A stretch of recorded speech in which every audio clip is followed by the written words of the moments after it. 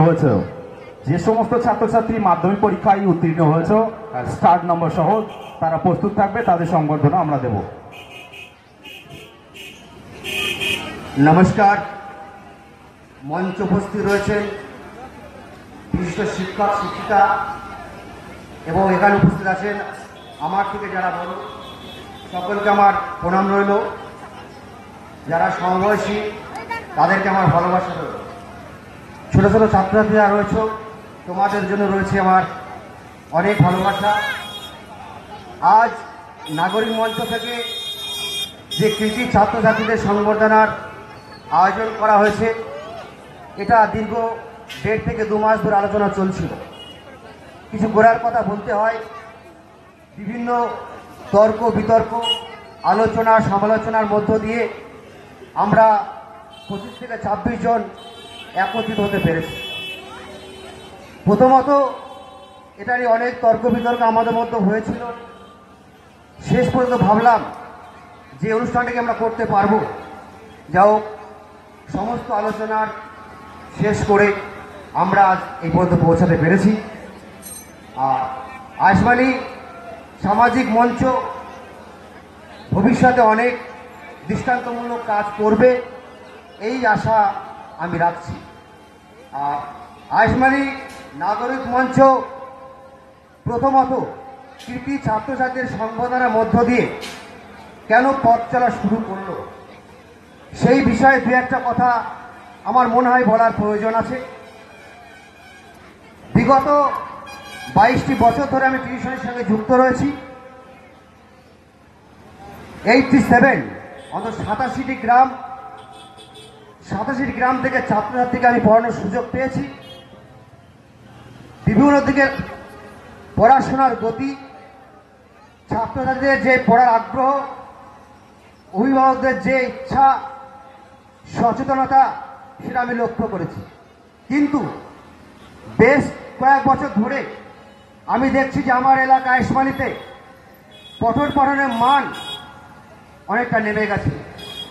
যদি ভালো করে লক্ষ্য করেন, তথ্য সংগ্রহ করেন, তাহলে দেখবেন 95, 95 সাল, 96 সাল, তার আগেও আছে 93, 92, এই সমস্ত সময় থেকে নিয়ে 2007 সাল পর্যন্ত, একদম 92 সাল থেকে 2007 সাল পর্যন্ত আইসমানিতে যে সমস্ত ছেলেমেয়েরা লেখাপড়া করত, তারা যথেষ্ট ভালো রেজাল্ট করেছে। অন্যান্য স্কুলে রেজাল্ট করত, তারা না আইসমানি ছেলেমেয়েরা। কিন্তু 2007-8 সালের পর থেকে আমি লক্ষ্য করছি যে আমাদের এলাকায় লেখাপড়ার মান যথেষ্ট পরিমাণে কমে গেছে। এর কারণ হিসেবে আমি লক্ষ্য করেছি যে অনেক অভিভাবক আছেন যারা ছাত্রছাত্রীদের ভালো রেজাল্ট হবে এই বিষয়ে সচেতন নন। কেউ কেউ যদি সচেতন হয়েও থাকেন, আমাদের মতো অনেক প্রাইভেট টিউটার আছে যারা এলাকায় ব্যবসা শুরু করেছে। এই ব্যবসার কারণে, সেই ব্যবসার মধ্যে আমিও পড়ি। আমাদের এলাকায় যে সমস্ত প্রাইভেট টিউটার আছেন তারা এক প্রকার ব্যবসা তুলেছে। এই ব্যবসার জন্য আজকে আমাদের এলাকায় লেখাপড়া নষ্ট হতে চলেছে। আমি কয়েকদিন আগে একটা ফেসবুকে পোস্ট করেছিলাম যে সমস্ত এলাকার ছেলে মেয়ে ভালো র্যাঙ্ক করছে, আমাদের এলাকার ছেলে মেয়ে কেন র্যাঙ্ক করছে না। তাই না আমাকে অনেকে সমালোচনা করেছিলেন যারা ভালো চোখে দেখেন না। কিন্তু একটু খোঁজ নিয়ে দেখেন, আমাদের এলাকায় মাধ্যমিকে পশ্চিমবাংলায় 29 র্যাঙ্ক আছে, 29 র্যাঙ্ক, খুব কাছাকাছি। আমাদের এলাকায় মাধ্যমিকে 33 র্যাঙ্ক আছে। আমাদের এলাকায় মাধ্যমিকে 43 র্যাঙ্ক আছে, 45 র্যাঙ্ক আছে, 65 র্যাঙ্ক আছে। যথেষ্ট পরিমাণ র্যাঙ্ক তারা করেছে। আজ আশেপাশে গ্রামে অনেক র্যাঙ্ক করছে। একটু আগে এখান থেকে সংবর্ধিত হলেন ইমদাদুল্লাহ বিশ্বাস, সে গাতপুকুর সিদ্দিকা মাদ্রাসার ছাত্র। সে মাধ্যমিক 2019 মাদ্রাসার বোর্ডে 11 র্যাঙ্ক করেছে। আর সবাই বলছে না আইসমানির টোটাল প্রপারটা লেখাপড়া নেই, সচেতনতা নেই। ও আইসমানির পাশে গাতপুকুর, আইসমানির পাশে এরুলি, দেবগ্রাম, কৃষ্ণনগর, দত্তপলিয়া, বাজিতপুর, গোয়ালবাগি, নাটাবেরিয়া, সবাই রেজাল্ট করছে। এরা সবাই সচেতন, আর আমরাও সচেতন না। আমাদের মধ্যে সচেতনতা আনতে হবে এবং আমার যারা প্রাইভেট টিউটার্স আছে তাদের কাছে আমার অনুরোধ, আমি জানি এই মঞ্চে বক্তৃতার পর ঝড় উঠবে আমার নামে, বাট আই ডোন্ট কেয়ার। সবার কাছে অনুরোধ, আসো আমরা সবাই মিলে ব্যবসা বন্ধ করে ছাত্রদের স্বার্থ নিয়ে ভাবি, যাতে তারা ভবিষ্যতে ভালো জায়গায় পৌঁছাতে পারে। আমাকে 3 টাকা নয়, দেশকে 1000 টাকা দিক, দেশকে সফলতা পথে এগিয়ে নিয়ে যাক। আমাদের এলাকাতে অনেক ছাত্রদের আছে যারা সো ট্যালেন্টেড, তাদেরকে আমরা হেল্প করি, তারা আমাদের কাছে আসে হেল্পের জন্য, আমরা তাদেরকে সেই সাহায্যটুকু করতে পারছি না, কারণ আমাদের মেন্টালিটি টোটালি চেঞ্জ। আমরা পয়সার পেছনে ছুটছি। কে কত স্টুডেন্ট পড়াচ্ছি, আসো বছরের শেষে রেজাল্টে, ওই রেজাল্ট তো দেখাচ্ছি না। আজকে প্রচার করছি, হ্যান্ডবিল করছি, পোস্টার করছি, আমি অমুক, আমার কাছে ছাত্র দিন, আমি তমুক, আমি বিশাল ব্যাপার, আমি নোটে 100-এর মধ্যে 200 কমন দিচ্ছি। সব মেনে নিলাম ভাই, রেজাল্ট যখন হচ্ছে সেই রেজাল্টটাও পোস্ট করা উচিত। ফেসবুকে সমস্ত কিছু পোস্ট হচ্ছে, আজ এখানে পড়াচ্ছি, এই এলাকায় পড়াচ্ছি, আমি প্রথমবার সর্বপ্রথম হাজির। মনে হচ্ছে ম্যাজিক চলছে, ম্যাজিশিয়ান চলে এসেছেন, আমি ম্যাজিশিয়ান নামে এসেছি প্রথম। ম্যাজিক যদি দেখাতে হয় তাহলে আমি বাস্তব কথাটা বলবো, রেজাল্ট করে দেখাতে হবে, রেজাল্ট পোস্টার করে দেখাতে হবে, রেজাল্ট হ্যান্ডমিল করে দেখাতে হবে, তবেই বুঝবো তুমি ছাত্রদের কথা ভাবছো, পয়সার পথে ছুটছো না।